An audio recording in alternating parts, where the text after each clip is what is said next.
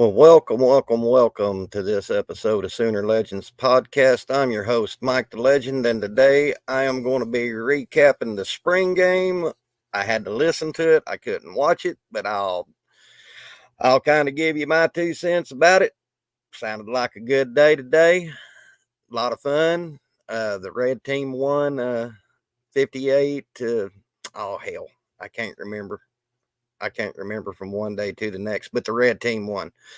But before we get into this, let's start the show.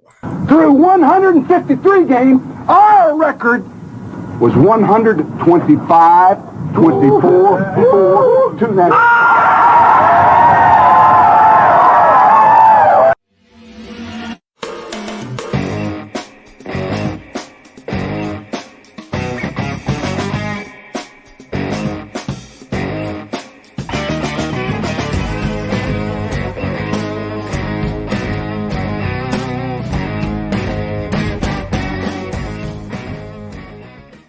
People don't know what it is to be champions. Oklahoma invented it.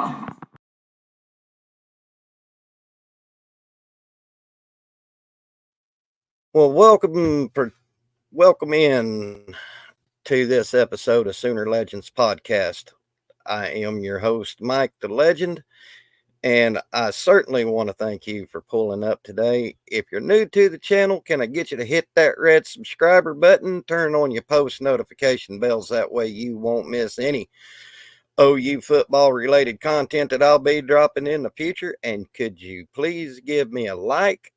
And also, could you please share the video, because sharing is caring. Well, we had our spring game today, guys. Kind of some things that jumped off the charts on me.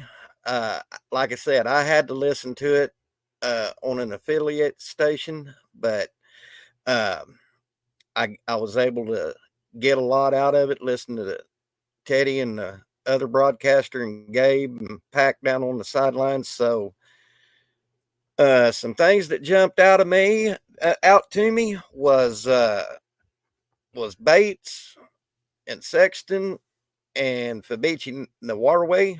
Wee Woo. Why am I thinking of Nawarwe? Get that name out of your head. Fabici Wee Woo. It sounded like they had a good game today on the offensive line.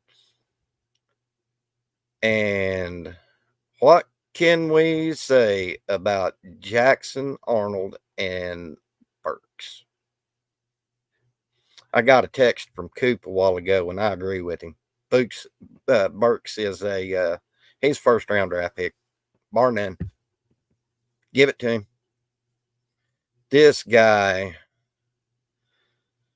from what I was listening to, like I said, I couldn't watch it, but my God, it sounds like he is going to be explosive, and that's going to be the kind of weapons we need in that room. The Jackson Arnold question I had in my mind, has he shored up any of his timing issues that he had in the Alamo Bowl? And I think he has a couple of those drop passes. One of them to Jay Gibb, from listening to Teddy. It was there. It sounded like Jay Gibb got lost in the route, because Arnold put the ball where it was needed to be, and they were saying that it might have been the stadium lights or something that got in his way or something like that. But Deion Burks, shining star today. Does he not give y'all Hollywood Brownfields? Man, this guy's explosive. Thank you, Purdue, for gifting us that receiver. Thank y'all. Appreciate it. And Bear Sharp, sound like we got a tougher than shoe leather tight end. He took a shot from, according to Gabe and the other fella in the booth, he took a shot in that rib area. And Brent Venables was wanting him to stay out for the rest of the game. And he told Brent, no, I'm playing.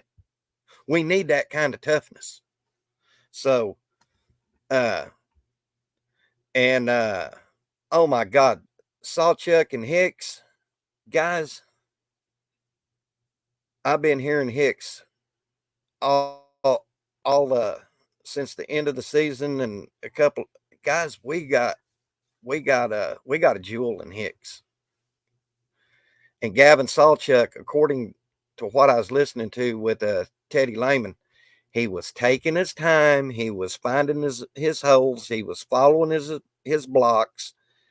So I was glad to see Gavin Sawchuk have a good spring game today.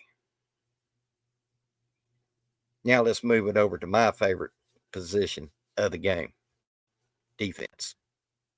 Grayson Halton, PJ Attabarway, Ethan Downs. I heard their names mentioned several times, more so on Grayson Halton. And Ethan Downs got in the backfield. PJ Attabarway with that big wide wingspan, they was wrecking havoc in the backfield. And how about Kobe McKenzie?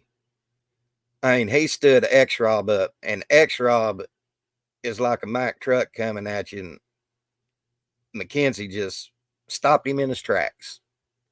I heard McKenzie's name mentioned a couple of times. Sammy Amasego, heard his name mentioned quite a few times. A certain announcer on ESPN that I heard that I'm not going to mention any name, but he was on a hot mic and he mentioned that Canick shouldn't have been in there. But I digress. Now, Boganowski.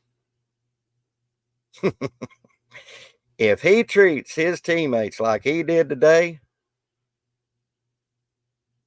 God help you if you are a receiver or a running back playing against us, because this guy is old school ruthless. He is going to take your freaking head off, crack your skull, and send you to a hospital. Hell, his name alone reeks football all over it. Boganowski. And I heard his name. He got a penalty on him. But golly, he was just what the vibes I got. Y'all might think I'm stupid, but the vibes listening to that game when they was mentioning Boganowski, I was getting Randy Hughes vibes, Zach Henderson vibes, Sonny Brown vibes, Roy Williams vibes. Guys, this guy is going to be a freaking stud. Mark my word on it. Now, I was in another Discord chat earlier, and I don't know if they're going to redshirt him. If they do, hey, I'm all for it. Give him time to get meaner. But Billy Bowman was out. He didn't suit up. Nick Anderson, some of our explosive receivers didn't suit up today. And Devon Sears, guys, check market. He's going to be a beast. Grayson Halton, like I said, I heard his name mentioned several times today. So all in all, the vibe I got out of the game is this is to all you doom and gloomers. It sounds like our red team offensive line wasn't like what everybody expected at the third practice of spring practice. It sounds like they had a pretty decent game out there. And like I said, Fabici Wee-Woo, Bates, and Sexton, I heard their name mentioned a lot. Isaiah Autry, I heard his name mentioned a couple of times. So anyway, if y'all happen to watch the spring game, y'all hop down in the comments. Tell me what you think. This is the legend. We'll see you on the backside. Boomer sooner.